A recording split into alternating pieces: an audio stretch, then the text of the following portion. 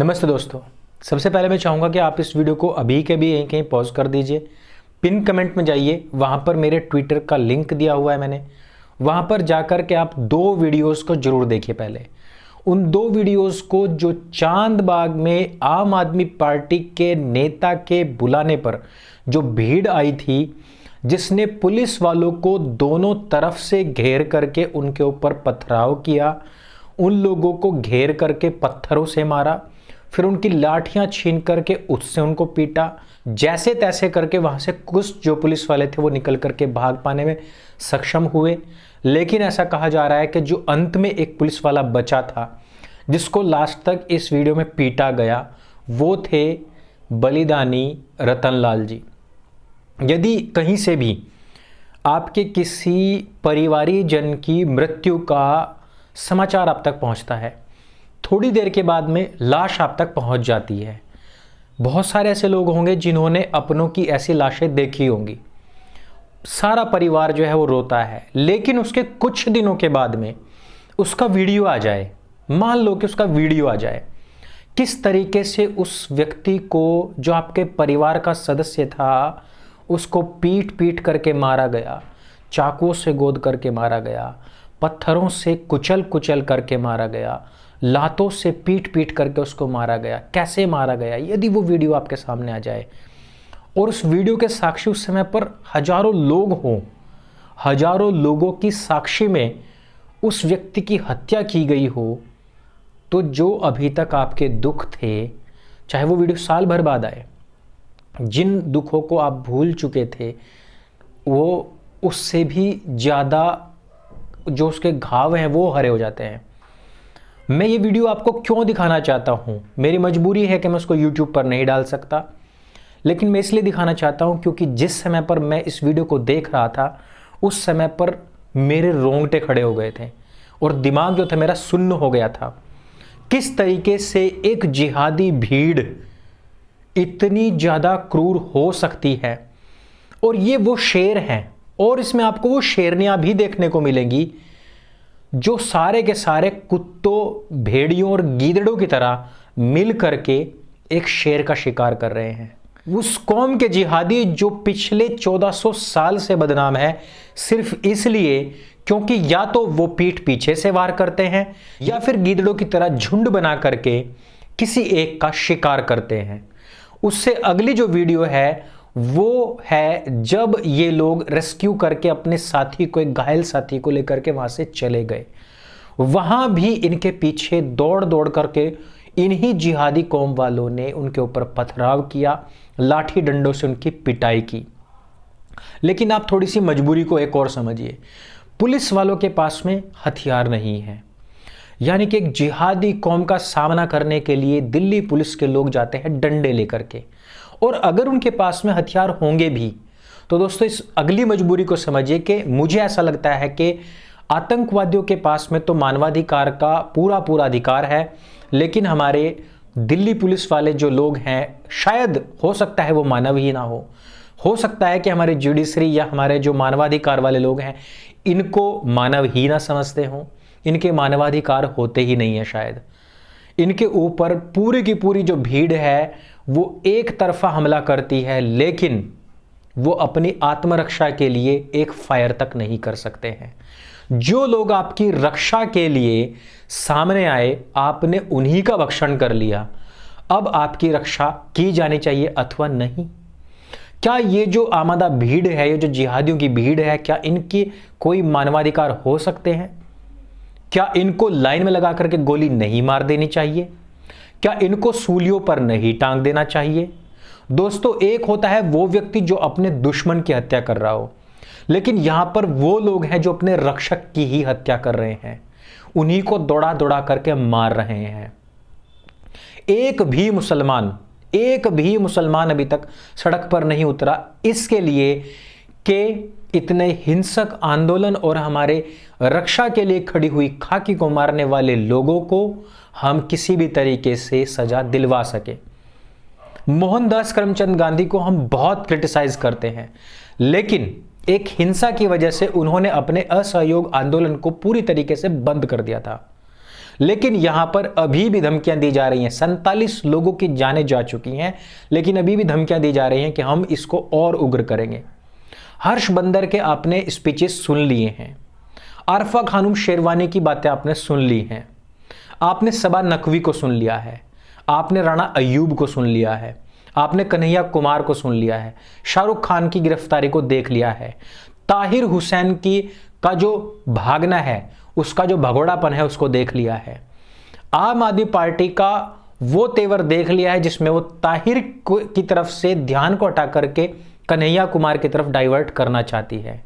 आपने देख लिया जगह जगह पर लगे वो पोस्टर जिसमें कहा जा रहा है कि हमने नफरत को हराया है, लेकिन नफरत के असली बीज बोने वाली यही पार्टियां हैं। आपने वो स्पीचेस सुन ली हैं जिसमें कांग्रेस के नेता कह रहे हैं कि सड़कों पर निकले बिना, रोड ब्लॉक किए बिना हमारा काम नहीं चलेगा, संसद हमारी बात नहीं सुनती है, सुप्रीम कोर्ट हमारी बात नहीं सुनता है, जब तक रोड ब्लॉक नहीं होंगे तब तक हमारी मांगे पूरी नहीं होंगी। दिल्ली पुलिस के ऊपर हमला करने, उनको मार डालने के स्पीचेस और पोस्टर्स आपने देख लिए हैं और इस पूरी की पूरी क्रोनोलॉजी को आप समझ चुके हैं। एक छोटे से बच्चे का मैं स्पीच सुन रहा था कन्हैया लाल की एक रैली में जो बिहार में बोली जा रही थी। वो बच्चा उसमें चीख चीख करके कहता है कि अगर हम यहां ना होते, यानी कि मुसलमान भारतवर्ष में ना होते, और यहां पर ना तो लाल किला होता, ना ताजमहल होता, और होता भी क्या गाय और गोबर, तो क्या मोदी जी तुम दुनिया को गाय और गोबर दिखा रहे होते। मतलब साफ सा है कि एक छोटा सा बच्चा भी जानता है कि हम यहां पर बाहर से आए हुए लोग हैं, मुसलमान यहां पर बाहर से आए हुए लोग हैं। बाहर से उन्होंने आकर के यहां पर ताजमहल और लाल किला बनाया, और उससे पहले यहां पर सिर्फ गाय और गोबर था, उसके अलावा यहां पर कुछ भी नहीं था। लेकिन मैं इस बच्चे को बता देना चाहता हूं कि तेरी जिहादी कौम जो पूरे विश्व में कोरोना वायरस से मारी जा रही है, वो खुद अब कह रही है कि हिंदुओं की तरह नमस्ते करके एक दूसरे का अभिवादन करो, हाथ ना मिलाओ। मैं बताना चाहता हूं इस बच्चे को और इसके मां बापों को जिन्होंने इसके भीतर जहर भरा है कि इसकी कौम के जितने भी लोग मारे जा रहे हैं, उन सबको इसी हिंदू रीति रिवाज के अनुसार जलाया जा रहा है।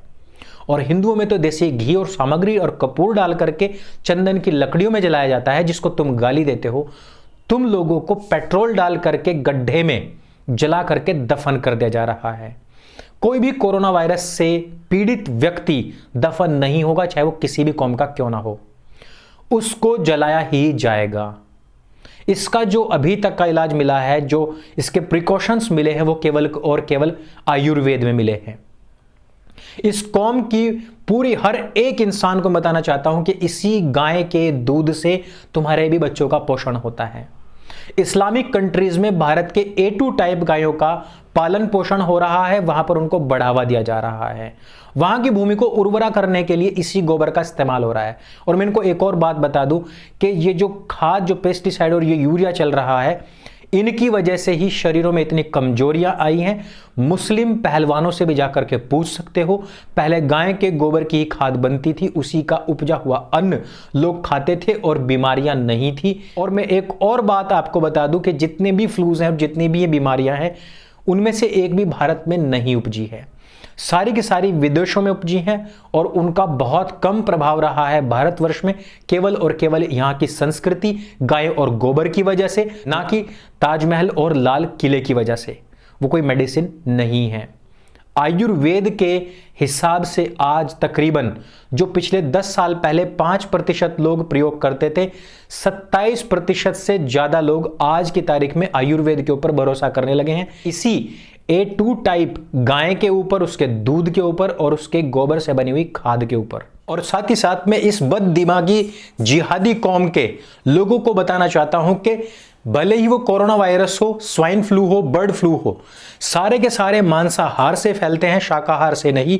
और ये शाकाहार भी केवल और केवल सनातन वैदिक धर्म की ही देन है, ना कि किसी लाल किले, ताजमहल पर झूठा कब्जा करने वाले लोगों का, बल्कि इसी गाय और गोबर को पूजने वाले लोगों की देन है, जिसको पूरी दुनिया में आज सराहा जा रहा है।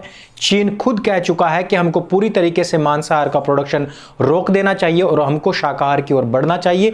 शाक सब्जियों को जो उत्पादन है उसको हमें बढ़ाना है। थोड़ी सी आगे हम पहुंचते हैं कि क्या ये लाल किला, ये ताजमहल वाकई में इन्हीं अरबी टट्टुओं के दिए हुए हैं। अरब से जिस समय पर वहां तेल की खोज नहीं हुई थी, यदि हम तब के तात्कालिक अरब की जो शक्ल है उसको देखें तो हमें पता लग जाता है कि वहां के लोगों का रहन सहन क्या था। मोहम्मद जो इस्लाम का पैगंबर है, जो उसका संस्थापक है, यदि हम उसके जीवन को पढ़ें तो उस समय पर संस्कृति इतनी ज्यादा पिछड़ी हुई थी कि हमारे भारतवर्ष के सामान्य नागरिक भी उन लोगों से ज्यादा होशियार थे, उन लोगों से ज्यादा सभ्य थे, उन लोगों से ज्यादा सिविलियन थे और उनसे ज्यादा अच्छी वास्तुकला हमारे भारतवर्ष में उपलब्ध थी। यदि हम अरेबिक कंट्रीज में जाकर के देखें तो इतिहास में एक भी संरचना ऐसी नहीं मिलती जिसको देखकर ऐसा लगे कि वहां से वास्तुकला भारतवर्ष आई होगी। और यदि आपको वास्तुकला के असली नमूने देखने हैं तो आप साउथ इंडिया जाएं और ताजमहल और लाल किला से भी उत्कृष्ट वास्तुकला के नमूने आपको वहां पर देखने को मिल जाएंगे। और यदि हम ताजमहल और लाल किला की ही बात करें तो यह भी अभी तक विवादित है। यह पूरी तरीके से क्लियर नहीं है कि कुछ अरबी टट्टों ने आकर के खुद इन सब का निर्माण किया और कराया था। मैं वापस आना चाहता हूं जिहादियों की उसी निर्मम कृति के ऊपर जिससे आज की तारीख में पूरा भारतवर्ष, पूरा विश्व त्रस्त है। मारने को किसी भी व्यक्ति को एक ही झटके मारा जा सकता है, लेकिन आपने देखा होगा कि इस्लामिक लोग जानवरों को भी हलाल करके मारते हैं, यानी कि उसको तड़पा तड़पा करके मारते हैं। इतिहास इस बात का गवाह है। राजा दाहिर को तड़पा तड़पा करके मारा गया। उनकी बेटियों को जो खूनी कुत्ते थे उनके सामने डाल करके मरवाया गया। गुरु तेग बहादुर साहब को किस प्रकार से मारा गया सब जानते हैं। भाई मती दास को किस प्रकार से मारा गया सब जानते हैं। बंदा सिंह बहादुर, उनकी खाल को नोचते हुए पंजाब से दिल्ली लाया गया।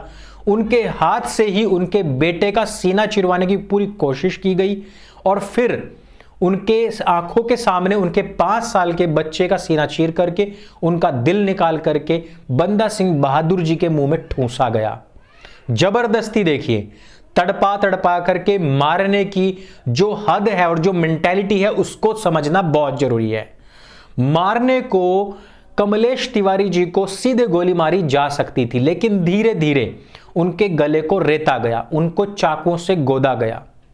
मारने को अंकित जी को एक झटके में मारा जा सकता था, लेकिन उनको 4 घंटे तक तड़पा तड़पा करके 400 बार स्टैब किया गया जानबूझ करके। दिल्ली के इसी दंगे में उत्तराखंड के एक व्यक्ति के हाथ और पैर काट करके जिंदा आग में फेंका गया ताकि उसको तड़पता हुआ मरता हुआ देखा जा सके। इसी प्रकार से रतनलाल जी को भी तड़पा तड़पा करके मारा गया। इतिहास हो, वर्तमान हो या भविष्य हो, ये जो जिहादी कौम है, जो खूनी कौम है, जो नरभक्षी नरपिशाच कौम है, ये इसका इतिहास रहा है कि काफिरों को हलाल करके मारा जाए, यानी कि तड़पा तड़पा करके मारा जाए। जब तक वो पूरा छटपटाए नहीं, एक एक सांस कम होती उसको उसकी ना दिखाई दे, तब तक उसका पूरी तरीके से प्राणांत ना किया जाए। इतनी बुरी तरीके से मारने का ये जो नियम 1400 साल से चला हुआ है, ये इस वजह से है ताकि सभी के सभी गैर जिहादी कौम के अंदर एक खौफ बैठे, और वो ये कि जिहादी कौम के खिलाफ हमको उंगली नहीं उठानी है। अपने अस्तित्व की रक्षा के लिए, शांति की स्थापना के लिए युद्ध आवश्यक हो जाता है। और इसी बात को समझते हुए भगवान श्री कृष्ण ने जब महाभारत का युद्ध हुआ तो वही उपदेश अर्जुन को भी दिया था, और उन्होंने कहा था कि इसके बाद में शांति की स्थापना होगी। लेकिन उस समय पर हिंदुओं ने इतनी बड़ी शांति को धारण कर लिया कि वो अभी तक जाग नहीं पाए हैं। मैं नहीं कह रहा हूं कि आप सड़कों पर उतरो, मैं नहीं कह रहा हूं कि आप लोग किसी के खिलाफ बोलो, मैं नहीं कह रहा हूं कि मानवता की हत्या करो, लेकिन इस बात को समझो, सबसे बड़ी चीज कि बिल्ली भी जानती है उसका दुश्मन कौन है, कुत्ता भी जानता है, चूहा भी जानता है, कबूतर और चिड़िया भी जानती है, छोटी सी चींटी भी जानती है। अगर आप उसके तरफ उसको मारने के लिए बढ़ते हैं तो वो भी वापस भाग जाती है। एक केवल यही हमारी कौम ऐसी है बेचारी, जिसका दिमाग तो सबसे ऊपर है लेकिन सोच को वो सबसे ऊपर नहीं रखता है। इस वीडियो में सिर्फ इतना ही। यदि वीडियो आपको अच्छी लगे तो इसको सबके साथ में शेयर करें। ट्विटर पर जाकर के मैं चाहूंगा, चाहे आपको उल्टी आए, चाहे आपका दिल घबराए, चाहे आपका बीपी लो हो जाए, लेकिन वो वीडियो अवश्य देखें, क्योंकि यही हमारा भूतकाल था, वर्तमान है और भविष्य भी हो सकता है यदि आप जागरूक नहीं हुए। मेरे संग बोली सत्य सनातन वैदिक धर्म की जय। जय हिंद, वंदे मातरम।